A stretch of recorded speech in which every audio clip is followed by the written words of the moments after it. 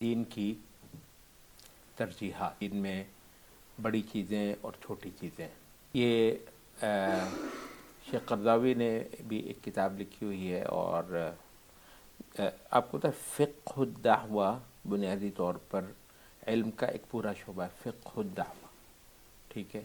اور دعوت میں عرض کر چکا ہوں آپ کو، تبلیغ ایک چھوٹی سی چیز ہے، دعوت بہت بڑی چیز ہے، ٹھیک ہے. پوری جو اسلامی تبدیلی ہے اس کا نام دعوت ہے. پوری وہ اسلامی تبدیلی کو برپا کرنا یہ دعوت ہے. اچھا، اب ظاہر ہے کہ لوگوں کو دین پر لے کر آنا، کار انبیاء اگر ہے تو وہ یہی ہے، لوگوں کو دین پر لے کر آنا، باطل سے نکالنا، باطل کے اثرات ان سے ختم کرنا، اور ان کو دین حق پر لے کر آنا، کھڑا کرنا، قائم کرنا، مضبوط کرنا. اچھا، دعوت، ٹھیک ہے. تو فقہ دعوت سے متعلقہ دین کے جتنے مباحث ہیں، جتنی جو ہے نا وہ دین کی بنیادیں ہیں، وہ اس علم کے تحت لی جاتی ہیں. تو فقہ الدعوہ باقاعدہ ایک علم ہے اور علم کا ایک شعبہ ہے. اس کے حوالے سے قرضاوی صاحب کو میں بتا رہا تھا کہ انہوں نے کتاب لکھ رکھی ہوئی ہے، اولویات العمل الاسلامی. اولویات کسے کہتے ہیں؟ پریورٹیز، اسلامی عمل کی پریورٹیز. اور ابھی پچھلے 2 دنوں سے جو ہمارا یہ باب چل رہا ہے، انشاءاللہ آج ختم ہو جائے گا.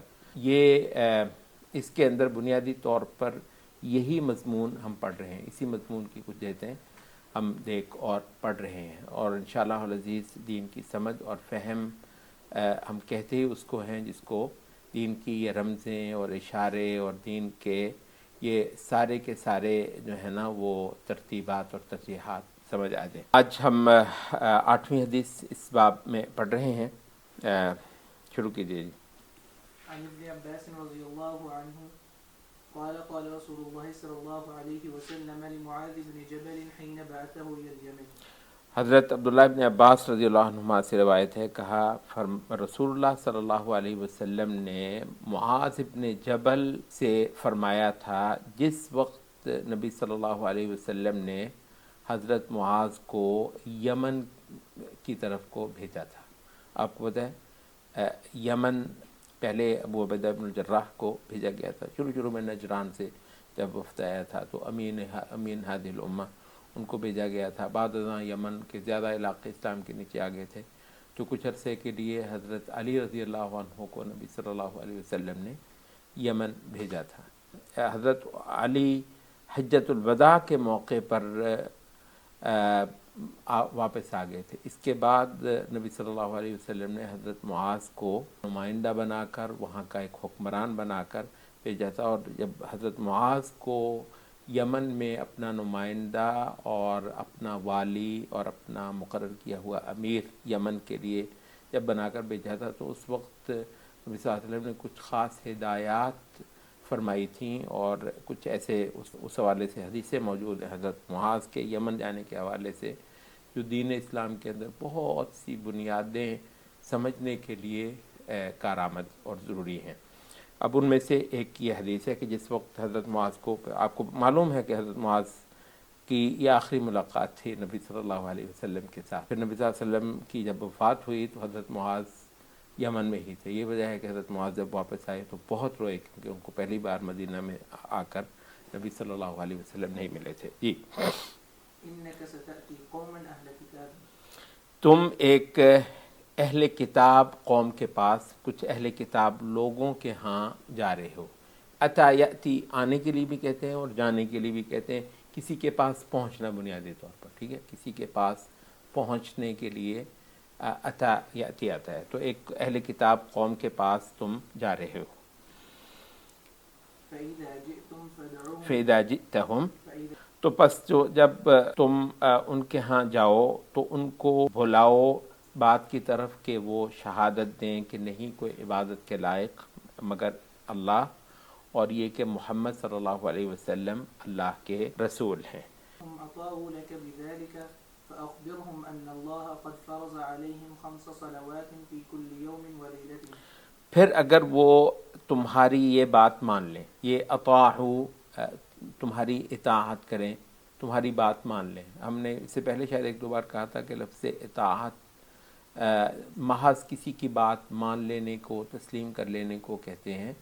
اور بسا اوقات ایک سینئر بھی جب جونیئر کی بات کو مانتا ہے تو عربی میں اس کے لیے اطاعت ہی کا لفظ بولا جاتا ہے. تاکہ نبی صلی اللہ علیہ وسلم کے لیے بولا گیا ہے لو یطیعکم فی کثیر من الامر لعنتم، اگر یہ نبی تمہاری ماننے لگ جائے بہت ساری باتوں میں تو تم مشکل میں پڑ جاؤ.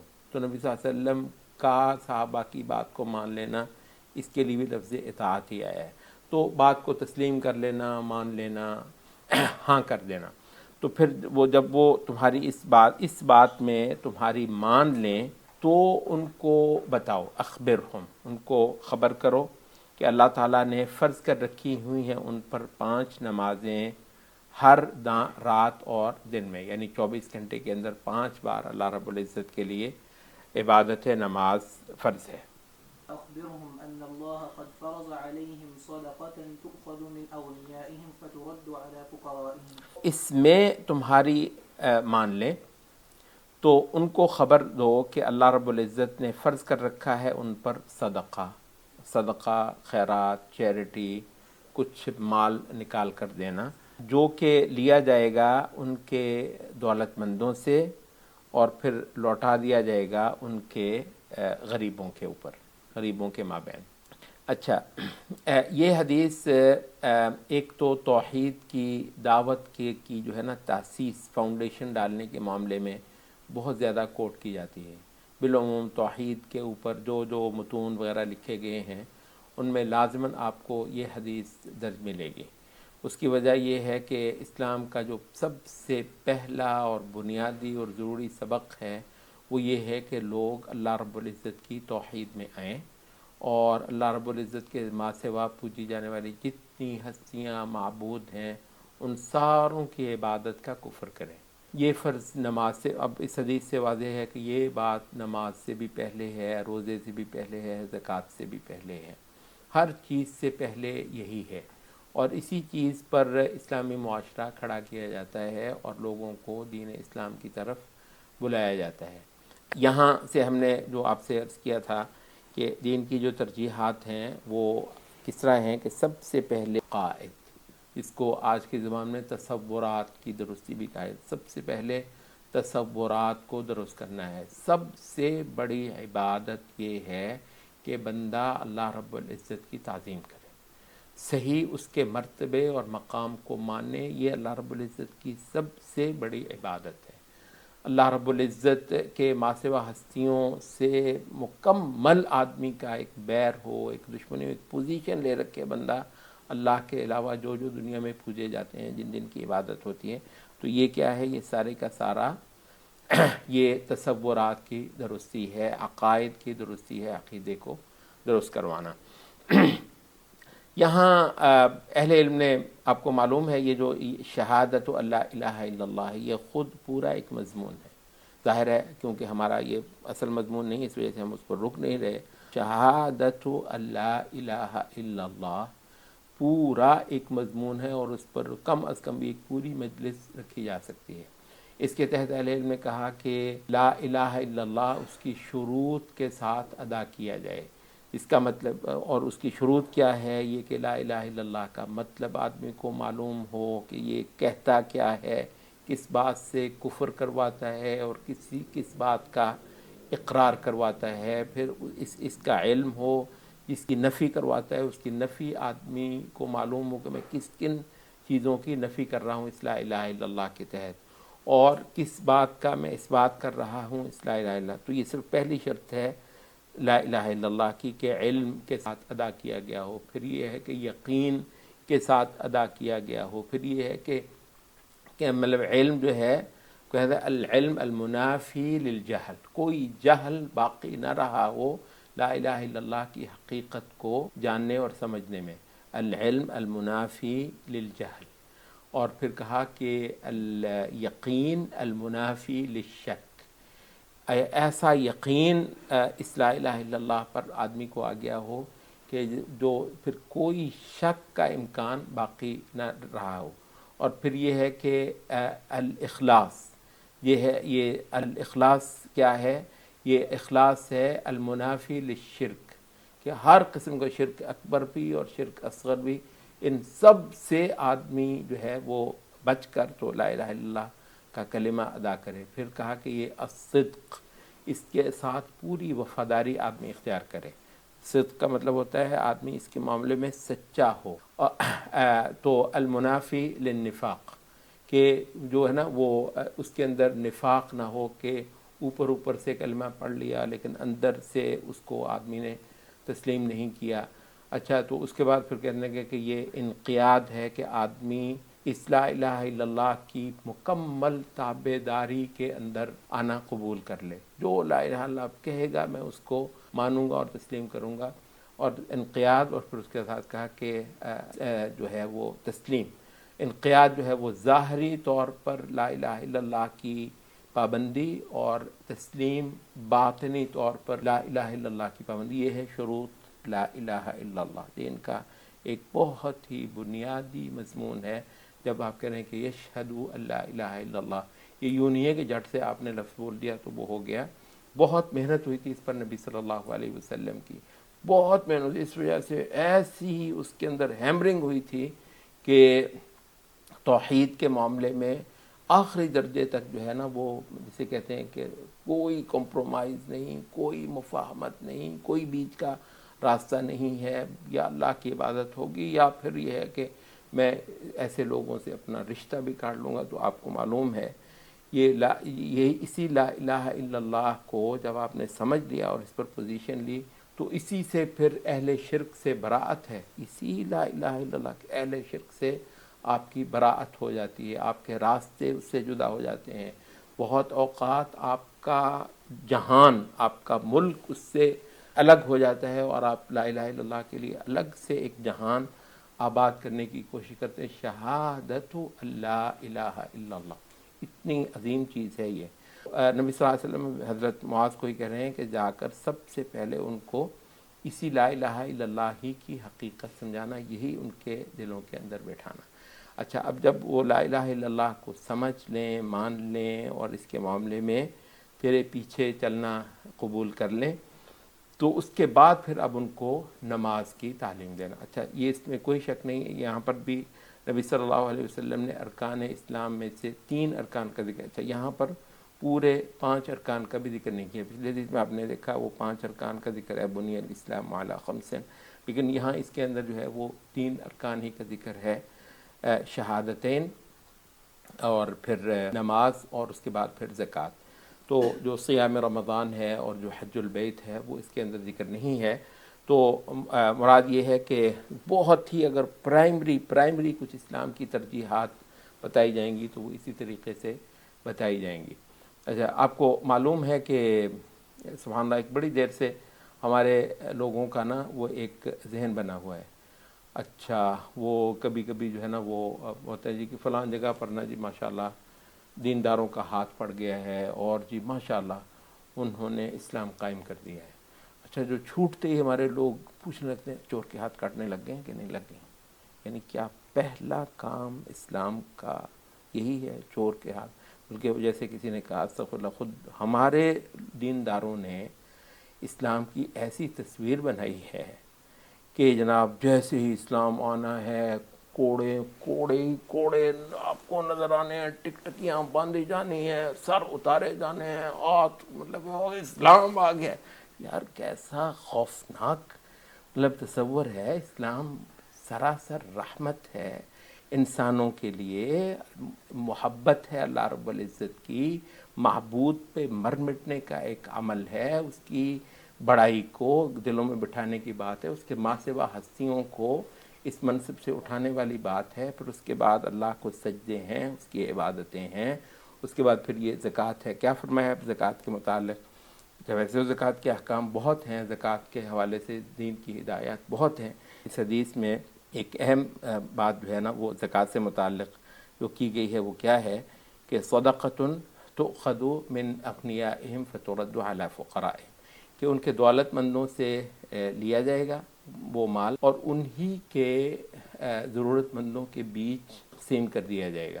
اچھا، اس سے ایک تو کئی سارے اہل علم نے یہ مسئلہ نکالا ہے، ایک جگہ کی زکوٰۃ دوسری جگہ جو ہے نا نہیں لے جائی جا سکتی الا یہ کہ وہاں غریبوں کی ضرورت پوری ہو گئی ہو. اس حدیث سے مطلب بولے گا کہ کیونکہ تؤخذ من اغنیائہم فترد الی فقرائہم، تو کہنے لگے کہ یہ جو زکوٰۃ کا عمل ہے وہ ایک مقامی طور پر لوگوں کی، اسے کہتے ہیں نا کہ سماجی کفالت. کفالت جانتے ہیں؟ کفالت یا تکافل. آپ کو معلوم ہے یہ ہمارے جو ہے نا یہ حضرت صاحب جو اس وقت جیل میں ہیں، انہوں نے بھی مطلب بعض چیزیں وہ کی ہیں، وہ جی ویلفیئر اسٹیٹ کا جو ہے نا خاصا مطلب وہ ذکر کیا. بنیادی طور پر ویلفیئر اسٹیٹ ایز سچ تو آپ کو پتہ ہے ایک یورپ کا کانسیپٹ ہے. ایسے خواہ آپ ویسے بھی آپ کو اندازہ ہی ہے نا خاصی دیر سے جو بھی یورپ میں دیکھا، بعض چیزیں ظاہر ہے اچھی بھی ہوتی ہیں، کسی درجے میں اچھی. تو ہم نے کہا اسلام یہی کہتا ہے. اچھا یہی نہیں کہتا، لیکن ہو سکتا ہے اس سے متعلق کوئی اس سے بھی زیادہ اچھی بات بالکل اپنے ڈھنگ سے، اپنے انداز سے اور اپنے فریم ورک میں رہتے ہوئے مطلب کہتا ہو تو وہ ایک الگ بات ہے. تو ویلفیئر اسٹیٹ تو بنیادی طور پر یورپ کا ایک پورا کانسیپٹ ہے. لیکن یہ ہے کہ یہ چیز کے مقامی طور پر، لیکن اس کا آئیڈیا یہی ہے کہ جو بہت زیادہ کھاتے پیتے لوگ ہیں ان سے لیا جائے، اور وہ وہاں کے جو ضرورت مند ہیں، کما نہیں سکتے، ان کے جو ہے نا وہ رزق کے جو مصادر ہیں وہ بہت تنگ ہیں، تو ان کو وہ دے دیا جائے. اچھا تو یہ جو چیز ہے یہ باقاعدہ بہرحال اسلام کی تعلیم ہے کہ ایک لوگوں کا تکافل کروایا جائے، اور یہ اس کو انہوں نے اسٹیٹ کے تحت لے کر آئے ہیں اور ہم اس کو توحید کے تحت لے کر، مطلب بہت بڑا فرق ہے. اس وجہ سے ہم یہ کہہ رہے ہیں کہ یہ جو اسٹیٹ کا یہ جو ہے نا کانسیپٹ، اس کو جب آپ امپورٹ کرتے ہیں تو اس کے ساتھ بہت سارا، کیونکہ اسٹیٹ بنیادی طور پر ایک الحاد کے عمل سے نکلا ہوا ایک کانسیپٹ ہے، انسانوں کی اجتماعیت کا ایک مغربی تصور ہے جس کو آپ اسٹیٹ کہتے ہیں. تو ہمارے ہاں جو ہے وہ جماعت المسلمین ہے کہ اللہ کو ماننے والے، اللہ کی توحید پر پختہ لوگ، وہ مل کر زندگی بسر کرتے ہیں اللہ تعالیٰ کی اطاعت میں. ایک سب سے بڑا عمل توحید کے بعد یہ ہے کہ ایک صفیں بنا کر اللہ کو سجدے کرتے ہیں، نماز قائم کرتے ہیں. الذین ان مکناہم فی الارض اقاموا الصلاۃ وآتوا الزکاۃ، وہ لوگ جن کو کبھی ہم زمین میں اقتدار دیں تو وہاں پر وہ نماز قائم کریں گے اور زکوٰۃ جو ہے وہ ادا کروائیں گے. تو زکوٰۃ کا یہ عمل جو ہے وہ اس لحاظ سے اچھا. تو اس میں آپ دیکھ رہے ہیں کہ ایک رحمت کا پورا ایک سبق ہے یہ نبی صلی اللہ علیہ وسلم کا. یہ جو بیان ہے زکوٰۃ کے متعلق کہ غریبوں امیروں سے لے کر وہیں کے غریبوں کو مطلب دے دی جائے گی، وہ اس کا میں ذکر کر دوں. اس میں جو ہے نا وہ ایمرجنسی میں مثلا کسی جگہ پہ مسلمانوں کا بہت بڑا کوئی بحران ہے، جیسے اس وقت مثلا غزہ میں چل رہا ہے، وہ ایسی ایکسیپشنل سچویشنز الگ ہوتی ہیں. یا پھر یہ ہے کہ کسی جگہ پہ جیسے بعض خلیجی ملکوں میں مطلب واقعاً لوگ سبھی اتنے مطلب ٹھیک رہ رہے ہوتے ہیں کہ کم ہی کوئی بندہ ہوگا جو زکوٰۃ کا مستحق ہو، تو پھر اس علاقے سے لے کر کسی دوسرے علاقے کو زکوٰۃ پہنچا دی. تو اس کی صورت یہی ہے کہ یا تو وہاں پر لوگ زیادہ زکوٰۃ کی ضرورت مند نہ ہو اور وہاں کے لحاظ سے زکوٰۃ کا مال ایکسٹرا ہو، فائض ہو، سرپلس ہو، تو پھر دوسری جگہ پر لے جایا جائے. یا پھر یہ ہے کہ امت کو کوئی ایمرجنسی قسم کی صورتحال پڑی ہوئی ہے اور بالکل بیچارے مطلب بہت ہی حال خراب ہوا، تو اس وجہ سے پھر یہ کر لیا جاتا ہے کہ ایک علاقے کی زکوٰۃ کو دوسری. تو اصل یہی ہے کہ وہ مقامی طور پر ہی لوگ سیلف سفیشینٹ کر دیے جائیں. یہ ہے رحمت، یہ ہے ایک دوسرے پر ترس کھانا، یہ ہے کہ ایک مطلب لوگ مل کر ایک دوسرے کے ہاتھوں کو تھامیں گے، اور یہ عمل بذات خود اللہ رب العزت کی عبادت ہوگا، اللہ کو خوش کرنے والی بات ہوگی. اور اس حدیث معاذ کے حوالے سے اگر دیکھا جائے تو اسلام کی تیسری ترجیح یہی ہے. سب سے پہلی ترجیح توحید، دوسری ترجیح نماز، اور تیسری ترجیح پھر جو ہے نا یہ زکوٰۃ، جو کہ ایک تکافل اجتماعی کی صورت بنتا ہے. تو بہرحال اس میں اسلام کی ترجیحات، اور جو کہ جی سب سے زیادہ زور کس پہ کرنا ہے، فوکس کس پہ کرنا ہے، یہ مضمون بہت واضح طور پر اس حدیث معاذ سے نکل آیا ہے. اگلی حدیث پہ چلتے ہیں. عن معاذ بن جبل رضی اللہ عنہ قال كنت مع النبي صلی اللہ علیہ وسلم في سفر. معاذ رضی اللہ عنہ سے روایت ہے کہ کہا کہ میں ایک سفر میں نبی صلی اللہ علیہ وسلم کا ساتھی تھا. فأصبحت يوما قريبا منه تو میں ایک دن نبی صلی اللہ علیہ وسلم کے قریب ہو گیا، اصبحت قریبا منہ، کوئی جہاد کا کوئی قافلہ ہوگا، بڑا ٹولہ ہوگا، اور اس میں ظاہر ہے جہاد میں تو مطلب جہاد ہی سے متعلقہ امور زیادہ پیش آتے ہیں نا، تو اس میں بسا اوقات ان چیزوں کی گنجائش کم بھی ہوتی ہے۔ تو کہتے ہیں ایک دن مطلب جیسے چلتے چلتے میں نبی صلی اللہ علیہ وسلم کے قریب ہو گیا، اگر نبی صلی اللہ علیہ وسلم سواری پر ہوں گے، حضرت معاذ یا تو سواری پر ہوں گے یا پیدل ہوں گے، تو ہوتے ہوتے قریب اتنا ہو گئے کہ نبی صلی اللہ علیہ وسلم سے باتیں کر لیں۔ اچھا وَنَحْنُ نَسِيرُ، اور ہم چلے ہی جا رہے تھے، یعنی چلنے کے دوران بھی یہاں سے سبحان اللہ کی سرے اہل علم میں نبی صلی اللہ علیہ وسلم کا جو تربیت کا جو ایک طریقہ تھا، کہتے ہیں کہ بعض حدیثوں میں آتا ہے کہ نبی صلی اللہ علیہ وسلم جو ہے نا وہ لیٹے ہوئے تھے، اور مطلب لیٹے ہوئے نہ کہہ رہے ہیں کہ تمہیں پتہ ہے کہ اکبر الکبائر کیا ہے، صحابہ نے کہا اللہ و رسول صلی اللہ علیہ وسلم بتانے لگے کہ الاشراک باللہ، اللہ کے ساتھ شرک کرنا، پھر اور کہتے پھر لیٹے لیٹے بیٹھ کے کہ الا وقول الزور، الا وقول الزور، کہتے ہیں یہ دیکھیں یار یہ طریقہ، یہ جو ہے نا کہتے ہیں کہ بالعموم آپ اچھا ایک بات دیکھیں گے کہ رسول اللہ صلی اللہ علیہ وسلم جو ہے نا وہ ہر جگہ درس دے رہے تھے۔ حضرت ابوبکر کہیں درس دینے گئے، پڑھا کہیں سنا ہے، حضرت ابوبکر کہیں درس دینے گئے، حضرت عمر درس دینے جا رہے ہیں، بالعموم ان کے یہاں ایسا نہیں، ظاہر جمعہ تو مطلب ہے ہی۔ اچھا کہتے ہیں کہ یہ جو پورا استغفر اللہ، یہ نہیں کہہ رہے کہ درس دینا کوئی غلط ہے، اور تعلیمی عمل تو بہرحال صحابہ میں تعلیمی عمل اور ہے، یہ جو ہوتا ہے نا تربیتی عمل ذرا یہ تھوڑی اور چیز، اور اس حوالے سے ہم بات کر رہے ہیں۔ اچھا درس ظاہر ہم بھی دیتے ہیں، اس حوالے سے میں مطلب یہ نہیں ہے کہ درس دینا استغفر اللہ کو بدعت ہے کوئی دین میں، نہیں، پوائنٹ اصل میں یہ ہے کہ اس سٹائل کو زیادہ سے زیادہ سمجھنے کی کوشش کی جائے جو بہرحال نبی صلی اللہ علیہ وسلم کے ہاں چلتا ہے اور جو صحابہ کے ہاں چلتا ہے۔ ہماری ساری جو مطلب جو جس چیز کو ہم نے دیکھنا ہے اور اپنے دلوں کے اندر اتارنا ہے، آئیڈیلائز کرنا، وہ تو وہیں پر ہے نا۔ اچھا اس میں بلوں کہتے ہیں سبحان اللہ، نبی صلی اللہ علیہ وسلم چلتے جا رہے ہیں تو ساتھ ہی جو ہے نا وہ جس کو آپ درس کہتے ہیں نا وہ یہی ہے، چلتے جا رہے ہیں تو اس میں نبی صلی اللہ علیہ وسلم بہت ساری چیزیں دلوں کے اندر اتار رہے ہیں۔ اچھا لیٹے ہوئے ہیں تو لیٹے ہوئے ساتھ بیٹھے ہوئے ہیں، اچھا اس میں بھی کھایا جا رہا ہے، کھانے کے دوران بھی پی رہے ہیں، پینے کے دوران بھی، اچھا کچھ اور ایکٹیویٹی ہو رہی ہے، جہاد میں جا رہے ہیں تو اس کے دوران بھی۔ اور پتہ نہیں اس مجلس میں نے آپ سے وہ بات شیئر کی تھی کہ کئی اہل علم نے بہت خوبصورت بات کی ہے اس آیت کے اندر، سورۃ توبہ کی آیت ہے نا، فَلَوْلَا نَفَرَ مِن كُلِّ فِرْقَةٍ مِّنْهُمْ طَائِفَةٌ لِيَتَفَقَّهُوا فِي الدِّينِ۔ اچھا کیوں ایسا نہ ہو کہ ہر گروہ سے کوئی ایک ٹولی جہاد کے لیے نکلا کرے، نفر، یہی نفرہ نکلنا، انفروا خفافا وثقالا، اچھا نکلے ٹولی، اور یہ سارا کانٹیکسٹ جو ہے نا وہ جہاد کا ہے، جہاد کے لیے نکلے۔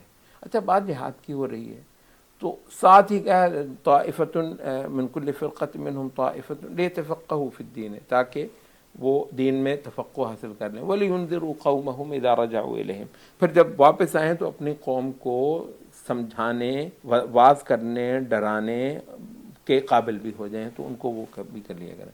آپ نے دیکھا وہ جہاد سے یک لخت جو ہے وہ تعلیم پر آ گئی ہے، مطلب بڑی عجیب ہے۔ اچھا اس کے اس پر انہوں نے کہا کہ دراصل نکلتے جہاد کرنے تھے، لوٹتے تھے تو عالم ہوتے تھے۔ ٹھیک ہے، وہ کیسے جی؟ اللہ کے رسول کے ساتھ 8 دن 10 دن 20 دن گزارے ہیں تو یہ تو کچھ سے کچھ بن جائے گا۔ سبحان اللہ، کہتے ہیں اب یہ ہے کہ مطلب باقاعدہ درس ارشاد فرما، بیٹھو جی درس دینا نہیں، وہ چلتے پھرتے اٹھتے بیٹھتے، وہ جیسے ہے نا کہ الذین یذکرون اللہ قیاما وقعودا وعلی جنوبہم۔ تو یہ ہے اسلامی زندگی، یہ ہے اسلامی تعلیم، یہ ہے اسلامی تربیت۔ فارمل انداز میں کم سے کم مجلسیں برپا کی جائیں۔ سنت کی جو اسپرٹ ہے، میں آپ سے عرض کرتا ہوں، آپ پوری سیرت پڑھ لیں، نبی صلی اللہ علیہ وسلم کا پورا عمل تعلیم کا اور تربیت کا آپ پڑھ لیں، فارمل انداز کی مجلس سے کم، البتہ ہر وقت جو ہے نا حالت عبادت کو کی ایک دوسرے کو یاد دلانا اور عبادت سے متعلقہ امور جو ہے نا وہ لوگوں کو بتانا، سمجھانا، ٹوکنا، روکنا، یاد کروانا، زور دینا وغیرہ وغیرہ، اچھا اسی وجہ سے کہ کسی کو نبی صلی اللہ علیہ وسلم ایک دم غصہ آ گیا، تعلیم نبی صلی اللہ علیہ وسلم کو غصہ آیا، آپ کو پتہ ہے یہ بس غصہ دکھا دینا پوری تعلیم، پوری تعلیم نبی صلی اللہ علیہ وسلم اس پر چہرہ کھل اٹھا، تعلیم ہے یہ۔ اچھا یہ جو ہے نا انداز کہتے ہیں یہ ہے دلوں میں اترنے والا۔ اور ایک چیز بہت اچھی طرح جان لیجیے، ہمارے دین میں بے ساختگی بے حد و حساب، یہ بے ساختگی اندر نا تکلف نہیں، قل ما اسألکم علیہ من اجر وما انا من المتکلفین، میں متکلفین میں سے نہیں، تکلف میں نہیں کرتا۔ اچھا وہ وہ جو اس وقت وہ جو ہے نا وہ پورا مطلب ہے مولوی صاحب تقریر کرنے لگے، پتہ نہیں کیا واقعہ ہونے لگا ہے، مطلب یہ جو ہے نا اس طرح کا، اور وہ اشتہار نہ چھپے تو مولوی صاحب تقریر نہیں کرتے، اشتہار میں نام کہیں چھوٹا آ جائے دوسرے کا اوپر آ گیا تو جناب مطلب پھٹے پڑ گئے، کیا چیز ہے یار یہ، مطلب فارمیلٹی اور پھر فارمیلٹی اور اس طرح کی چیزیں۔ نبی صلی اللہ علیہ وسلم کی زندگی سے یکسر خالی ہے، جتنا فطری رہن سہن ہوگا دین پر کھڑا، دین کے جو ہے نا آپ کو لپٹیں آئیں گی، خوشبوئیں آئیں گی، نبی صلی اللہ علیہ وسلم کی روزمرہ زندگی سے ہی کو بندہ ایک دن نبی صلی اللہ علیہ وسلم کے ساتھ گزار لے گا، ہزار ہا دین کی چیزیں اس کے اندر اتر جائیں گی نبی صلی اللہ علیہ وسلم کی صحبت سے۔ تو تعلیم بدریہ صحبت، تو اس حوالے سے آپ دیکھیں معاذ رضی اللہ عنہ نبی صلی اللہ علیہ وسلم کو جانتے ہیں، ان کو پتہ ہے کہ نبی صلی اللہ علیہ وسلم کے ساتھ 2 لمحے بھی گزارنے سے بہت کچھ ہاتھ آتا ہے۔ کہتے ہوتے ہوتے میں نے کیا کیا کہ چلتے ہوئے میں نبی صلی اللہ علیہ وسلم کے قریب ہو گیا، فقلت فقلت یا رسول اللہ اخبرنی بعمل يدخلني الجنة، میں نے عرض کیا اللہ کے رسول مجھ کو بتائیے، اخبرنی بعمل، کسی ایسے عمل کا جو یدخلنی الجنہ، مجھے جنت میں داخل کروا دے اور دوزخ سے مجھے بہت دور کر دے۔ جی نبی صلی اللہ علیہ وسلم نے فرمایا تو نے بہت بڑی بات مجھ سے پوچھ لی ہے، اور ہاں اور یہ البتہ آسان بھی بہت ہے کسی ایسے شخص پر جس کے پر اللہ اس کو آسان کر دے، یعنی اللہ ہی اس کو آسان کر دے تو ہے، ورنہ بہت بڑی بات ہے۔ تعبد اللہ ولا تشرک به شیئا، تو کام یہ ہے کہ تو اللہ کی عبادت کرے اور اس کے ساتھ کسی کو شریک نہ کرے، وتقیم الصلاة اور تو نماز قائم کیے رکھے وتؤتی الزکاة اور زکوٰۃ دیتا رہے رمضان اور روزہ رمضان کا روزہ رکھے، حج البیت، وتحج البیت اور خانہ کعبہ کا حج کرے۔ یہی جو مطلب ہے توحید سے لے کر نماز وغیرہ، زکوٰۃ، روزہ، حج، یہ ارکان اسلام نبی صلی اللہ علیہ وسلم نے گنوا دی ہیں، لیکن ہر بار جو ہے نا ایک شے کو ذکر کرنے میں نبی صلی اللہ علیہ وسلم تھوڑا سا اور انداز اختیار کرتے ہیں۔ ایک جگہ نبی صلی اللہ علیہ وسلم نے جہاں کہا تشہد ان لا الہ الا اللہ، اس کو کہا کہ تعبد اللہ ولا تشرک بہ شیئا، ایگزیکٹلی وہی ہے شہادت ان لا الہ الا اللہ، لیکن اس کو ذرا اور انداز میں بیان کرنا فائدہ مند ہے، اس کی تفسیر بھی ہو گئی، تشہد ان لا الہ الا اللہ کی تفسیر ہوئی تعبد اللہ ولا تشرک بہ شیئا، تو وہ کلمہ گو جو لا الہ الا اللہ پڑھتا ہے شرک بھی ڈٹ کے کرتا ہے، کہتا ہے جی میں لا الہ الا اللہ نہیں پڑھتا، وہ بھائی صاحب لا الہ الا اللہ اس شرک کو ختم کروانے آیا تھا، آپ کا لا الہ الا اللہ اس شرک کو پروٹیکٹ کر رہا ہے، آپ کو شرک سے روکتے ہیں تو آپ کہتے ہیں میں تو لا الہ الا اللہ پڑھتا ہوں، تو آپ کا لا الہ الا اللہ اس شرک کی پروٹیکشن کر رہا ہے، یہ لا الہ الا اللہ اس شرک کو مٹانے کے لیے آیا ہے۔ تو بہرحال مطلب یہی ہے کہ ایک ہی بات بسا اوقات نبی صلی اللہ علیہ وسلم مختلف پیرایوں میں کرتے ہیں تو وہ الفاظ ایک دوسرے کی تفسیر ہو جاتے ہیں۔ جی ثم قال پھر آپ نے فرمایا کہ کیا میں تجھ کو خیر کے دروازوں کی خبر نہ دوں، خیر کے دروازوں کی خبر۔ الصوم جنة، روزہ ایک ڈھال ہے اور صدقہ گناہ کو ایسے مٹاتا ہے، ایسے بجھاتا ہے، اطفاء کہتے ہیں بجھانا، صدقہ جو ہے وہ گناہ کو یا گناہ کے اثر کو ایسے مٹاتا ہے جیسے پانی، ایسے بجھاتا ہے جیسے پانی آگ کو، وصلاة الرجل من جوف الليل، اور آدمی کا رات کے پہر میں، رات کے بیچ میں نماز پڑھنا، یعنی تہجد کی نماز۔ اچھا اب یہ ہیں نبی صلی اللہ علیہ وسلم، یعنی پہلے وہ بنیادی باتیں بتا رہے ہیں، وہ بنیادی باتیں پہلے بتا رہے ہیں، اس کی بعد بتایا کہ پھر میں خیر کے کچھ دروازے نہ تجھ پر کھول دوں، تو وہ یہ ہے کہ روزہ، اب یہ روزہ بنیادی طور پر آپ دیکھیں ایک ہی حدیث کے اندر روزہ 2 بار آ گیا، پہلے آیا ہے تو وہ فرض روزہ ہے، تو لا محالہ اب یہ جو دوسری بار روزے کا ذکر ہے تو یہ نفلی ہونا چاہیے، ایسا ہی ہے نا، اور نفلی روزوں کی بہت ترغیب نبی صلی اللہ علیہ وسلم کے ہاں ملتی ہے اور صحابہ کے ہاں بہت زیادہ ہے. تو پھر یہی تھا کہ جی ہفتے میں 2 روزے، مہینے میں پھر ایام البیض کے روزے وغیرہ وغیرہ، حتیٰ کہ یہ کہ صوم داود کے ایک دن روزہ رکھا ایک دن کھولا، جس چیز کو جتنی طاقت ہو. تو یہ ایک بہت اعلیٰ عمل ہے اللہ کے قریب ہونے کا.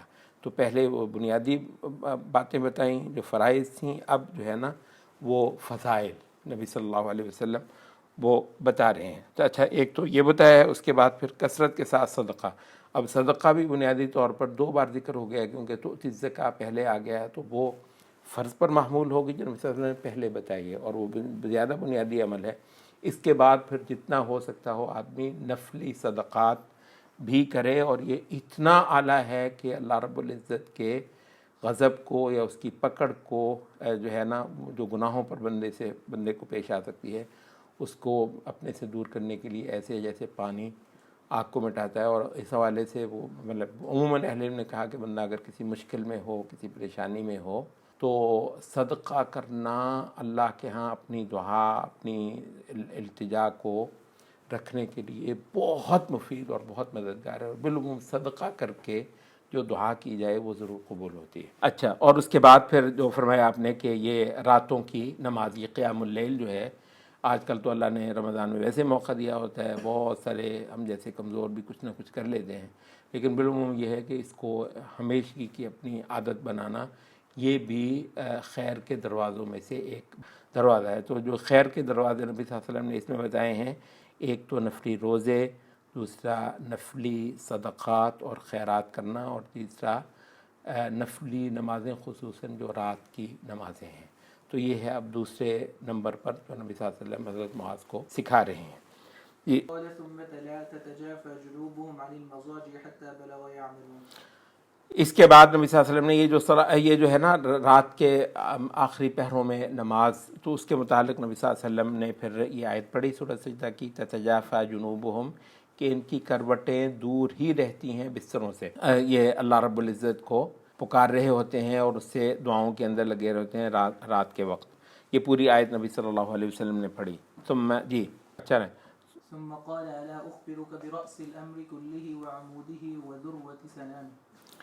پھر آپ نے فرمایا کہ کیا میں تجھ کو خبر نہ دوں معاملے کے سرے کی. معاملہ کا مطلب کیا ہے؟ یہ دینی عمل، عبادت، محنت، یہ جو ہے نا اس معاملے کا میں تجھ کو سرا ہی نہ بتا دوں. رأس الامر، رأس سر کو کہتے ہیں، سر یا سرا، معاملے کا سرا ہی میں تم کو نہ بتا دوں. کل ہی، سارے کے سارے معاملے کا سرا. وہ عمود ہی، ایک تو یہ ہے کہ یہ دینی عمل، عبادت کی محنت، اس کا سرا میں تم کو بتا دوں. وہ عمود ہی، اور پھر میں اس کا جو ستون ہے وہ نہ کیا تجھ کو بتا دوں. وہ ذروۃ السنام ہی، اور پھر اس کے کوہان کی جو چوٹی ہے اس کا نہ بتا دوں. تو یہ جو ہے نا دینی عمل، عبادت، بندگی وغیرہ، اس کے متعلق نبی صلی اللہ علیہ وسلم نے کہا کہ میں تجھ کو یہ 3 باتیں نا کیا بتا دوں. یعنی کمال کی جو ہے نا ایک چیز نبی صلی اللہ علیہ وسلم حضرت معاذ کو دینے جا رہے ہیں. قلت بلى يا رسول الله. میں نے کہا کیوں نہیں اللہ کے رسول. قال رأس الامر الاسلام. نبی صلی اللہ علیہ وسلم نے فرمایا کہ معاملے کا سرا تو ہے اسلام بذات خود. وعموده الصلاة. وعموده الصلاة، اور اس کا جو ستون ہے وہ نماز ہے. وذروة سنامه الجهاد.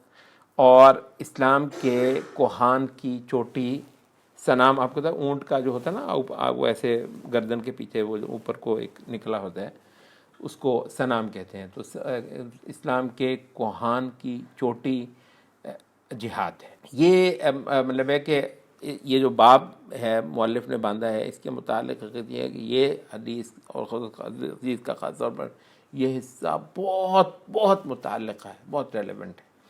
اچھا، اس پہ ہم مختصراً مطلب یہ کہتے ہیں کہ یہاں جو اسلام کہا گیا، رأس الامر الاسلام، یہاں اسلام سے مطلب ایک تو ہے نا کہ دین اسلام. جب دین اسلام ہے تو اس کے تو اندر بذات خود نماز ہے نا، اس کے تو اپنے ہی اندر نماز ہے، اور اس کے اپنے ہی اندر جہاد بھی ہے. یہ نا ایک طالب علم کو یہاں پر نا ایک چیز بہت اچھی طرح معلوم ہونی چاہیے کہ جس وقت چیزیں معطوف آتی ہیں نا، جس وقت چیزیں معطوف آتی ہیں تو اس وقت مطلب ہے وہ الگ الگ معنی دے رہی ہوتی ہیں. یہ ضروری ہے کہ اس وقت اس کا وہ معنی لیا جائے جو دوسرے معنی سے ہٹ کر ہے، الا یہ کہ سیاق کبھی کچھ اور ہو. بالعموم یہ ہے کہ جب چیز معطوف جانتے ہیں نا، وا کیونکہ ویسے دین اسلام کا ذکر ہے تو ہر کو پتہ ہے کہ جی دین اسلام کی میں دعوت دی، اس کے اندر نماز بھی ہے، روزہ بھی ہے. یہ جب ہم عمومی بات کریں گے. لیکن ہم جب اسلام اور نماز اور جہاد، تو یہاں پر ضروری ہے کہ اسلام کا وہ مطلب ہو جو نماز کے علاوہ ہے، اور اسلام کا وہ مطلب ہو جو جہاد کے علاوہ ہے. ٹھیک ہے، سمجھ آ گئی. اس لحاظ سے یہاں اسلام سے مراد ہے توحید. ٹھیک ہے، اسلام سے مراد ہے توحید، اسلام سے مراد ہے اللہ رب العزت کی بندگی کا قلادہ اصولاً اپنے گلے میں ڈالنا. اصولاً یہ ایک پوزیشن لینا اللہ کی عبادت میں آنے اور غیر اللہ کی عبادت کو چھوڑنے اور اس کے خلاف اعلان جنگ کرنے کا. اچھا، تو یہاں پر جو ہے نا وہ اسلام یہ ہے وہ پوزیشن اختیار کرنا جو تمام باطل معبودوں کے مقابلے پر اللہ کے حق میں، اور تمام باطل ادیان کے مقابلے میں اللہ کے حق میں، اور تمام جو سورسز ہیں. یہ آخری بات اس دور میں خاص طور پر براہ کرم غور سے سن لیجیے. ہدایت کے اور سچائی کو جاننے کے جتنے سورس دنیا میں مانے جاتے ہیں ان سب کو چھوڑ کر نبی محمد صلی اللہ علیہ وسلم کو سرچشمہ ہدایت ماننا. یہ جو ہے نا کہ جی آپ کو ان ہدایت مل سکتی ہے، سچائی کا پتہ چل سکتا ہے اور سورسز سے بھی. یہ آپ کو پتہ ہے نبی صلی اللہ علیہ وسلم کے یہ رائیول ہیں. جیسے باطل معبود اللہ کے رائیول ہیں، ایسے ہی ہدایت کے یا سچائی کو جاننے کے جتنے سورسز مانے جاتے ہیں دنیا میں، وہ سارے کے سارے رسول اللہ صلی اللہ علیہ وسلم کے ہمسر ہیں. ان ساروں کو چھوڑ کر کہنا کہ ہدایت صرف محمد صلی اللہ علیہ وسلم سے مل سکتی ہے.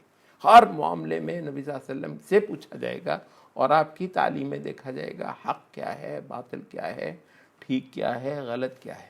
ٹھیک ہے، تو اب یہ ہے کہ اسلام کی وہ حقیقتیں ان کو تسلیم کرنا، ان کو قبول کرنا. اور یہاں پر ہم کیونکہ اسلام کی ترجیحات پڑھ رہے ہیں تو یہ ہے کہ اس دور میں خاص سب سے بڑھ کر یہ ہے کہ اسلام کی حقانیت، اسلام کو اصولی طور پر ماننا، اور اسلام کے مقابلے پر جو کچھ ہے ان سب کو رد کروانا امت سے. یہ محنت تو جو ہے پہلا جو ہے نا وہ کہا کہ اسلام. تو یہاں پر اسلام سے مراد ہے توحید، اسلام سے مراد ہے رسالت، اسلام سے مراد ہے عمومی طور پر اللہ رب العزت کی بندگی اور اطاعت میں آنا.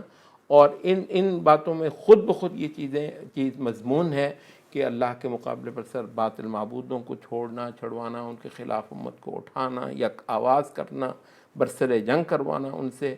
اور تو اللہ کے مقابلے پر سب باطل معبودوں کو، دین اسلام کے مقابلے پر سب باطل ادیان، نظریوں، تہذیبوں کو، اور محمد صلی اللہ علیہ وسلم کے مقابلے پر سارے وہ سورسز جن سے لوگ سمجھتے ہیں کہ ان سے ہدایت مل سکتی ہے.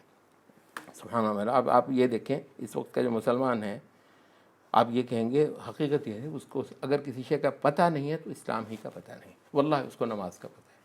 آج کا مسلمان اس کو نماز کا خاصا پتہ ہے، اس کو زکوٰۃ کا بھی خاصا پتہ ہے، اس کو اور بھی ٹھیک ہے کئی سارے مسئلے ہوں گے نہیں بھی آتے ہوں گے، اگر اس کو پتہ نہیں ہے تو اسلام کا پتہ واللہ اس کو اسلام کا پتہ نہیں. تو اس وجہ سے اب یہاں پہ ہے وہ ترتیب اور ترجیح. تو رأس الامر، معاملے کا اصل سرا ہے اسلام. اچھا، اب وہ آ گیا ہے، اس کے بعد اس اسلامی عمل کو کھڑا کرنا ہے. تو کہا کہ کھڑا کس چیز پہ ہوتا ہے؟ ستون. تو ستون ہے اس کا نماز. تو توحید میں لانے کے بعد جس پر بہت محنت کروائی جائے گی، اور جس بندے نے بھی پوچھنا ہے کہ جی نبی صلی اللہ علیہ وسلم کا طریقہ کیا ہے اسلام پر آنے کا، اسلام کو اپنی زندگی کی سب سے بڑی حقیقت بنانے کا، تو وہ یہ کہ توحید کی محنت کے بعد پھر نماز پر محنت کرنا، فرض نمازوں کو کرنا. پھر فرض نمازوں کی حفاظت یہ ہے کہ سنتوں کی حفاظت کی جائے. کہ سنتوں کی حفاظت دراصل فرض نمازوں کی حفاظت ہے. ٹھیک ہے، اور فرض نمازوں کی تقویت ہے. اور اس میں سنت نمازوں یا نفل نمازوں میں پھر راتوں کا قیام جتنا اللہ کی اس کی توفیق دے. اور یہاں ہم ویسے ایک اور بھی بات کرتے ہیں کہ ہم تھوڑی سی توسیع کا انداز اختیار کریں تو ہم یہ کہیں گے کہ رأس الامر الاسلام اس میں ہو گیا کہ عقائد پر محنت. اچھا، دوسرا یہ ہے کہ عمود الصلاح، یہ جو ہے نا پھر عبادتوں پر محنت کرنا، عبادات، ٹھیک ہے، نماز اس کی سب سے بڑی صورت ہے تو اس کا ذکر ہو گیا. تو اگر توسیع کے انداز میں ہم یہ کر لیں کہ عقیدے پر محنت اور اس کے بعد پھر عبادات پر بچوں کو، نوجوانوں کو، آپ کے زیر تربیت جو لوگ ہیں ان کو پھر خوب محنت کروانا. اور بالعموم ہم نے دیکھا ہے کہ اس وقت کا جو دینی عمل ہے اس میں نماز میں کیفیات پیدا کرنا، نماز کے ایک جو ہے نا ایک گہرائی لے کر آنا، نماز کے عمل کو پوری شخصیت بنانے کا کرنا، بالعموم یہ محنت ہمارے اسلامی حلقوں میں نہیں ہوتی، مدرسوں میں نہیں ہوتی ہے. جہاں پر دین پڑھایا جاتا ہے وہاں پر بھی شاید مطلب ہے کہ نماز کے حوالے سے اس انداز کی محنت نہیں کروائی جاتی. تو سرا پہلے بتا دیا، پھر یہ عمل کھڑا کس شہر پر ہوگا، وہ ہے عبادت پر محنت، ٹھیک ہے. اور اس کے بعد پھر کیا ہے، چوٹیاں جو ہے نا سر کرنی ہے تو وہ پھر جہاد ہے. سبحان اللہ. آپ دیکھیں اسلام کی جو پوری کنسٹرکشن ہے 3 لفظوں میں نبی صلی اللہ علیہ وسلم نے یہاں پر بتا دی کہ معاملے کا سرا ہوا اسلام اور اس کا ستون ہوا نماز، عبادت، اور اس کا جو ہے نا وہ اصل پھر اس کے بعد پھر جو اس نے آپ کو اس چوٹی پر پہنچانا ہے اور لازماً آپ کو چوٹیاں سر کرنی ہے، وہ ہے جہاد. جہاد یہ ہے اللہ کے دشمنوں کے خلاف برسر پیکار ہو جانا، زور لگنا آپ کا، یا آپ نہیں ہیں دنیا میں یا اللہ کے دشمن نہیں. اس انداز کی وفاداری اللہ کو ہر حال میں چاہیے.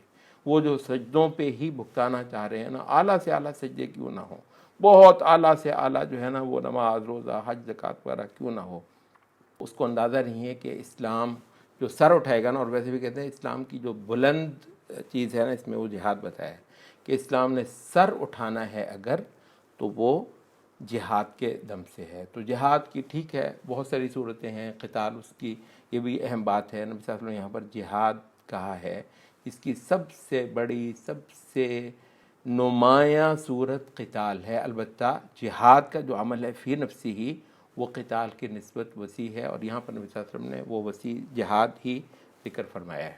تو یہ ہوا سبحان اللہ دین کی پوری عمارت جو نبی صلی اللہ علیہ وسلم نے 3 لفظوں میں حضرت معاذ کو تعلیم دیتے ہوئے واضح کر دی. جی. ثم قال الا اخبرك بملاك ذلك كله. پھر فرمایا کہ کیا میں اس کا سارے معاملے کی اصل کنجی نہ تجھ کو بتا دوں. ملاک کہتے ہیں کہ جو اس سارے معاملے کو قابو میں لے. کنجی کا لفظ بھی شاید اس سارے معاملے کو جو اپنے قابو میں لانے والی بات ہے میں تجھ کو وہ نہ بتاؤں. میں نے عرض کیا کیوں نہیں اللہ کے نبی. تب نبی صلی اللہ علیہ وسلم نے اپنی زبان پکڑی اور کہا کہ اس کو اپنے اوپر روک رکھنا، اس کو قابو میں لے آنا. کہتے ہیں اس دین جو ہے نا سارے کا سارا سمجھ آ جاتا ہے جب زبان دین والی ہو جائے، زبان دین والی ہو جائے، دین کے تابع ہو جائے. تو کہا کہ اس کو قابو کر لو، کف علیک ھذا، اس کو قابو کر لو. فقلت یا نبی اللہ وإنا لمؤاخذون بما نتكلم به. میں نے عرض کیا اے اللہ کے نبی کیا ہمارا مواخذہ مؤاخذون میں ہمارا مواخذہ ہوگا، ہم پکڑے جانے والے ہیں، ہم جواب دہ ہونے والے ہیں اس چیز پر بھی جو ہم بول لیتے ہیں. ہم باتیں کرتے ہیں تو سب کچھ ہی بولتے ہیں، تو کیا اپنے بولے ہوئے باتوں پر بھی ہمارا مواخذہ ہو جانا ہے.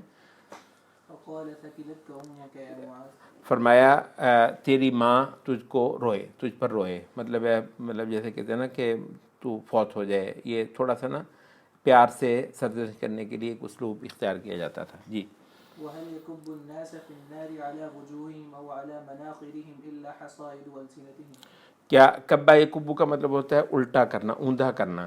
کیا دوزخ میں لوگوں کو اوندھا کروانے والی ان کے چہروں کے بل، ان کے چہروں کے بل اوندھا کروانے والی، اور دوسری روایت میں مناخر نتنے نتنوں کے بل دوزخ میں لوگوں کو اوندھا کروانے والی کوئی شے اور ہے سوائے ان کی زبانوں کی کھیتیوں کے، زبانوں کی کھیتیوں کے علاوہ. تو اس لحاظ سے یہ ہے کہ زبان ہی دین کی، ایمان کی، اخلاق کی پابند ہو جائے، یہ ہے اس سارے دینداری کے معاملے کو صحیح طریقے سے قابو میں لانے والی بات. تو یہاں سے ہم نے وہ جو ترجیحات وغیرہ تھیں وہ اسلام کی وہ دیکھ لیں. یہ میرا خیال ہے آج کے لیے کافی ہے. حدیث جبریل ویسے زیادہ وقت نہیں لگائیں گے، انشاءاللہ اگلا باب بھی شروع کر لیں گے کل کی مجلس میں. آج کے لیے اتنا ہی. سبحانک اللہم و بحمدک، اشہد ان لا الہ الا انت